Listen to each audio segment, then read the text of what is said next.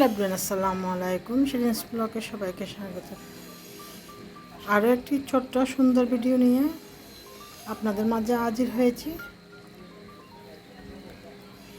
তৈরি করে নিচ্ছি সকালের নাস্তা। বানিয়ে নিলাম সকালের চা, সিদ্ধ করে নিয়েছি চা, দুধ আর চিনি মিশিয়ে নিয়ে চায়ের লিকারটা ঢেলে নিব। তারপর চাটা ফ্লাক্সে নিয়ে নিব। আমি ছোট্ট করে আজকে আমার পরিচয়টা আপনাদের সাথে দিই। আমার নাম, পুরো নাম হচ্ছে শিরিন আক্তার, যেটা দিয়ে আমি আইডিয়ার আমার ইউটিউব চ্যানেল ক্রিয়েট করেছি। ছোট্ট করে নাম রেখেছি শিরিন চৌধুরী। যদিও আমরা চৌধুরী বংশ, সেজন্য আমার নাম, পুরো নামটা ছিল শিরিন আক্তার চৌধুরী। ভোটার আইডি কার্ডের মধ্যে চৌধুরী নামটা বাদ দিয়ে শুধু শিরিন আক্তার লিখেছিলাম, তখন নামটা ছোট করার জন্য। আমরা 8 ভাই বোন। আমাদের মা বাবা বেঁচে নেই। আমার বড় 3 ভাই, আমরা 5 বোন। পরিবারে আমার অবস্থান হচ্ছে 7 নাম্বার। এই তো আপনাদের সাথে কথা বলতে বলতে চুলার আশপাশটা মুছে নিয়ে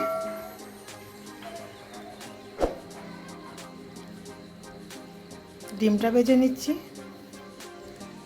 এভাবে আমি পাকঘরে রান্না করতে করতে 24 ঘন্টার মধ্যে যতক্ষণ পর্যন্ত পাকঘরে থাকি বা রান্নাবান্না বিভিন্ন নাস্তা তৈরি করে থাকি, সবসময় এরকম করে শুধু চুলার আশপাশগুলো মুছতে থাকি। ধরতে গেলে এটা এখন আমার অভ্যাসে পরিণত হয়ে গেছে। এই তো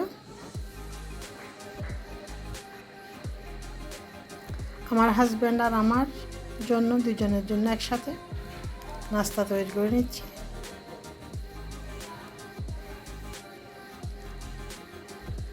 আমার দুটাই চ্যানেল, শিরিনস কিচেন আর এটি হচ্ছে শিরিনস ব্লগ। এটাতে আমি নিয়মিত আপলোড করি। যদিও শিরিনস কিচেন এটা হচ্ছে আমার অনেক আগের পুরানো চ্যানেল। দুইটাই আমার অনেক পুরানো চ্যানেল। একটা অ্যাডসেন্সের মাধ্যমে দুইটা, বেশ কয়েকটা চ্যানেল রাখা যায়। আমি একটা কপি চ্যানেল আর একটা হচ্ছে শিরিনস কিচেন অরিজিনাল চ্যানেল। এই দুইটাই চ্যানেল।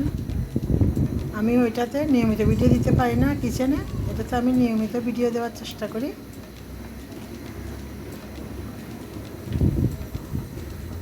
এখানে ফ্রাই প্যান গরম করে নিয়ে বা প্যান গরম করে নিয়ে দিয়ে দিলাম সয়াবিন তেল, পেঁয়াজ কুচি, বাটা মিক্স, আদা রসুন কাঁচামরিচ, অল্প একটু পেঁয়াজও আছে বাটা মিক্সের সাথে, লবণ, হলুদ, মরিচ মশলা যতটুকু যার যার পরিমাণ মতো। দুইটা রান্না একসাথে বসিয়েছি। দিয়ে দিচ্ছি অল্প করে পানি দিয়ে কষিয়ে নিব। এখানে আবারও রান্না করবো আজকে লুটিয়া মাছ বা লইট্টা মাছ।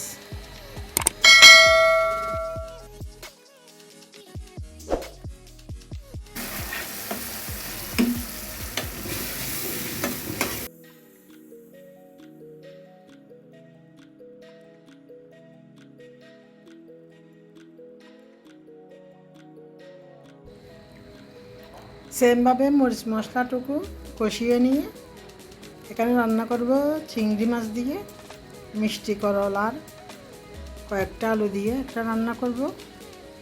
আর থাকছে লইট্টা মাছ বা লুটিয়া মাছ, আগের থেকে কেটে দিয়ে পরিষ্কার করে রাখা। এটা কমসে কম আমি সব কাটাকুটি করতে করতে পানি জড়তে দিয়েছিলাম প্রায় 2 ঘন্টার উপরে। তারপরও মাছ যেহেতু নরম, অনেক পানি বা জল বের হয়ে যায় মাছের গায়ের থেকে।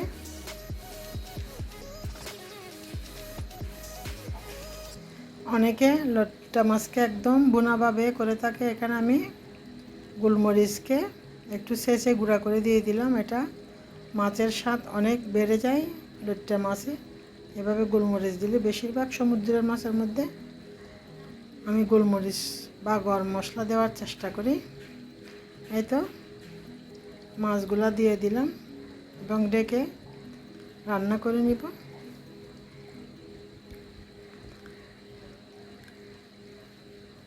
পাশের চুলাতেও সবজিগুলা দিয়ে দিলাম এবং দিয়ে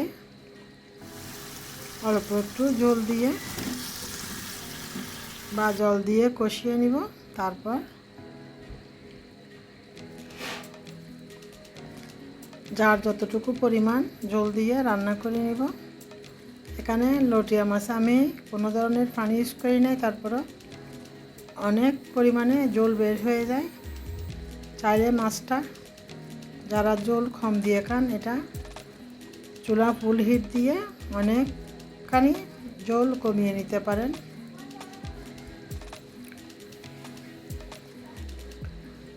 এভাবে মাছগুলা নাড়াচাড়া একদম টোটালি করব না,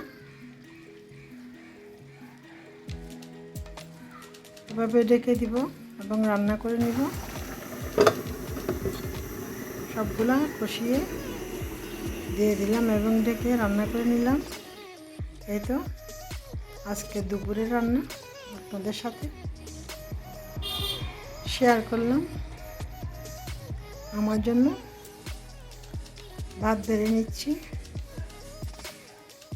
ভিডিওটি না টেনে দেখতে থাকুন, শিরিনস ব্লগের সাথে থাকুন। একটা লাইক দিয়ে চ্যানেলটি সাবস্ক্রাইব করে পাশে থাকা বেল বাটনটি প্রেস করে দিলে অল নোটিফিকেশান অন হয়ে যাবে।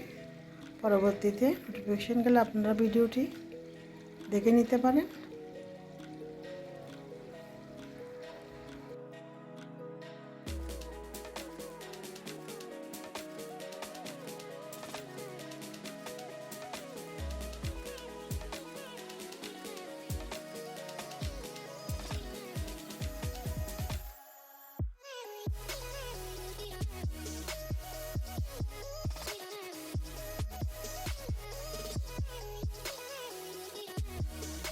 শেয়ার করলাম রাতের খাবারও, দুপুরের তরকারি দিয়ে, গরুর মাংসের কালাবোনা দিয়ে।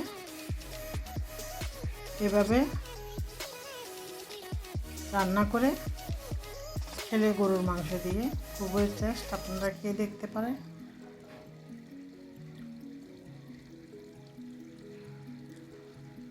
দুপুরের রান্না ছিল শুধু গরুর মাংসের কালাবোনাকে একটু গরম করে নিয়ে রাতের খাবারটুকু খেয়ে নিচ্ছি।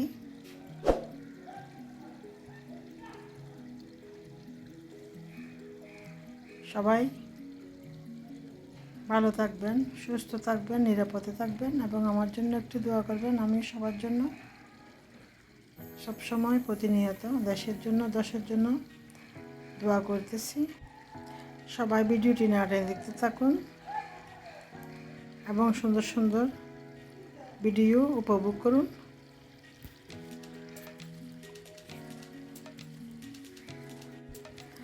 পরবর্তীতে আবারও ছোট ছোট করে এরকম ভিডিওতে আমার লাইফ স্টোরি আপনাদের সাথে শেয়ার করব। সবাই আমাকে একটু সাপোর্ট করে পাশে থাকবেন, একটু এগিয়ে যেতে সাহায্য করবেন।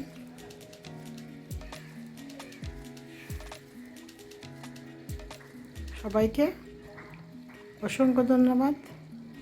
আল্লাহ হাফেজ। আসসালামু আলাইকুম।